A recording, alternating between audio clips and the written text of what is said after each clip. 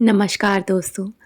आज हम देखेंगे कि कैसे इस सृष्टि को चलाने वाली माँ, जिनके रूप अनेक हैं, पर उनकी कथाएं उन्हीं की तरह विचित्र हैं।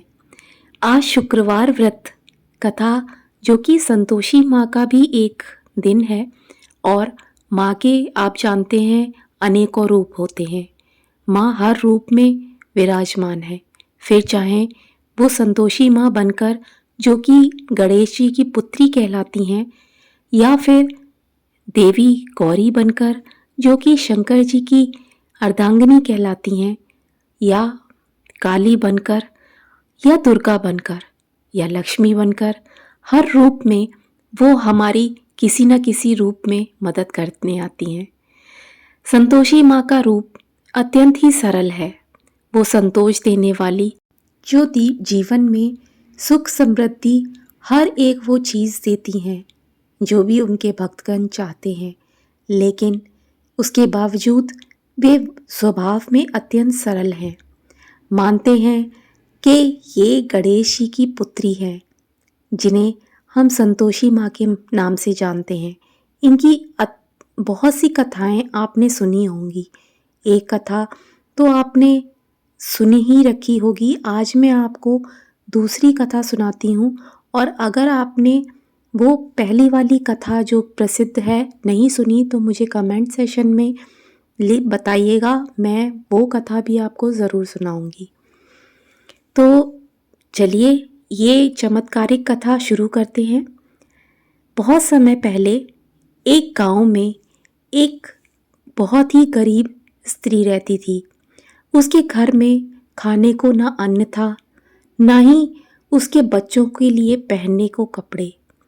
जब भी वह किसी को देखती तो हमेशा उसके मन में ये विचार आता कि भगवान एक ना एक दिन तो मेरी झोली जरूर भरेंगे। एक दिन उसकी पड़ोस में रहने वाली एक स्त्री ने उसे संतोषी माँ के व्रत के बारे में बताया और कहा कि अगर तुम 16 शुक्रवार माँ संतोषी के व्रत कर लेती हो तो माँ तुम्हारी हर मनोकामना पूर्ण करेंगी और तुम्हारे जीवन में जो भी दरिद्रता है उसे भी हर लेंगी।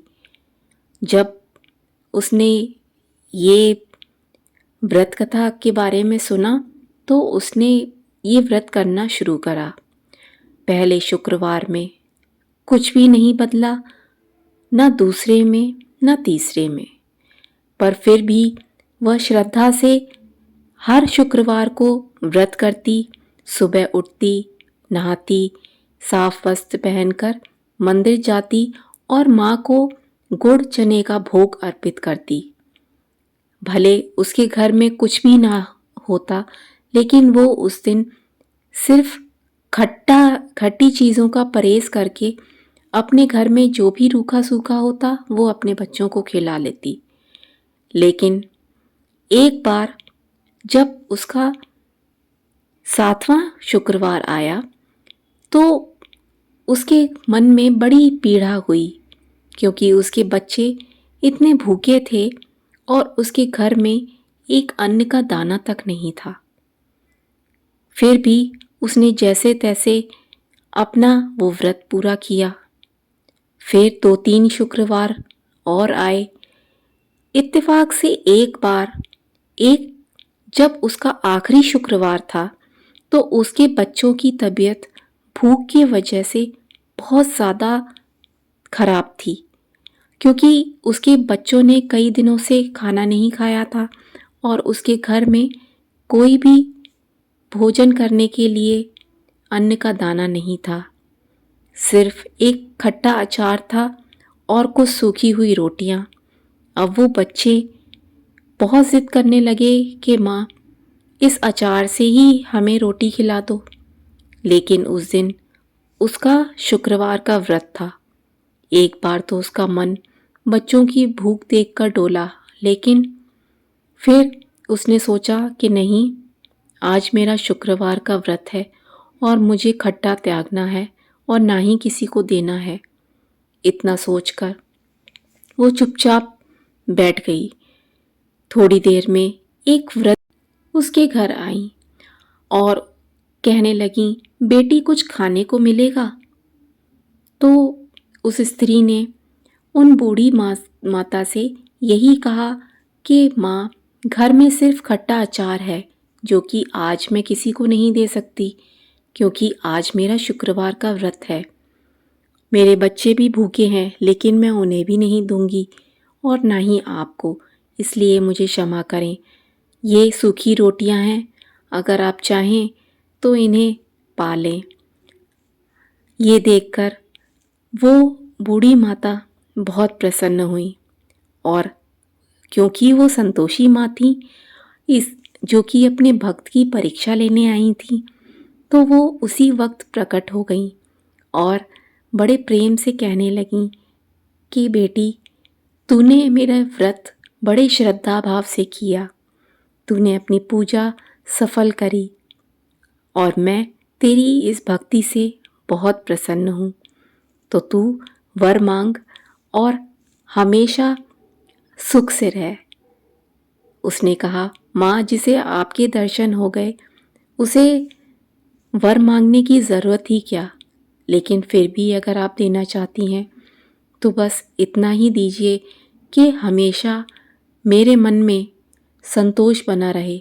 जो भी है, जैसा भी है, जितना भी है, उसमें सदा मैं संतोष करूं, क्योंकि अगर मुझे संतोष रहेगा तो मेरे जीवन में हमेशा सुख समृद्धि बनी रहेगी।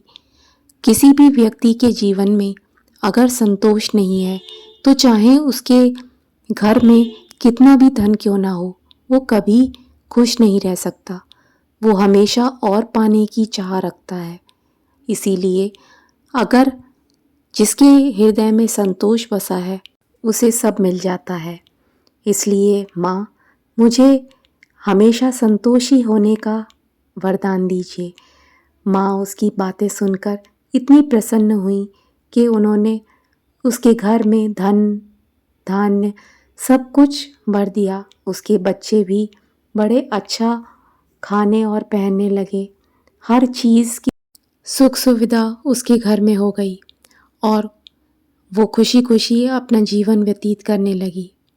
तो देखा आपने, इस कहानी से हमें यही सीख मिलती है कि जीवन में चाहे कितनी भी परिस्थितियां क्यों ना आए, लेकिन आपको हर एक परिस्थिति में खुश रहना है, क्योंकि जिसे संतोष है उसे जीवन में सब कुछ मिल गया, और जिसके हृदय में संतोष है उसी में तो संतोषी माँ बसती हैं, क्योंकि माँ आपके अंदर की शक्ति ही तो है।